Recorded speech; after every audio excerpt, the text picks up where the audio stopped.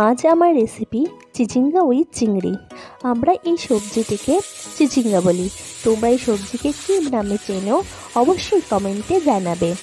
আমি এই সবজিটিকে কুচি কুচি করে কেটে নিয়েছি। কড়াইয়ে সর্ষের তেল গরম করে কাঁচা লঙ্কা, কালো জিরে এবং রসুন ফোড়ন দিয়ে দিয়েছি এবং তার মধ্যেই কেটে রাখা চিচিঙ্গা সবজি দিয়ে দিলাম এবং কিছুক্ষণ নাড়াচাড়া করে নিলাম। তারপর এর মধ্যে হলুদ ও পরিমাণ মতন লবণ দিয়ে দিলাম।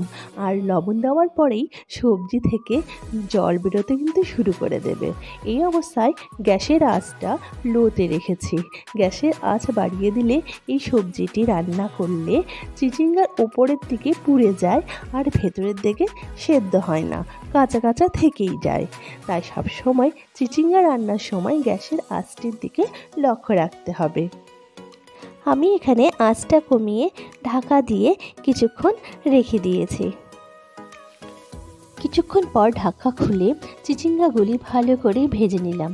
এই রান্নাতে আমি জল একেবারেই ব্যবহার করব না। তোমরা যদি চিচিঙ্গা সবজিটি কেউ না খেয়ে থাকো তবে অবশ্যই একবার খেয়ে দেখবে, এর স্বাদ অতুলনীয়।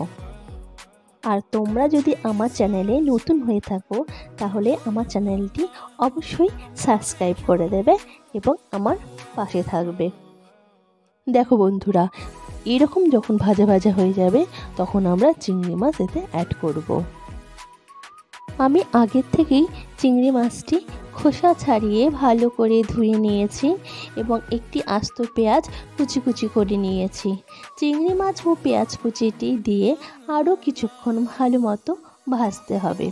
আমি এখানে এক্সট্রা মশলা ইউজ করছি না, তোমরা চাইলে করতে পারো নিজ নিজ স্বাদ হিসাবে।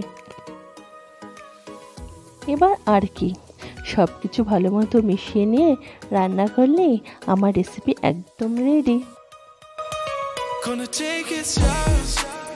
এই সবজিটি খেতে কিন্তু দারুণ হয়েছিল। গরম ভাতে এই একটা সবজি থাকলে কিন্তু আর কিছু প্রয়োজন হয় না। তোমরা যারা যারা এই সবজিটি ট্রাই করোনি তাহলে অবশ্যই একবার খেও। নমস্কার, সবাই ভালো থেকো, সুস্থ থেকো।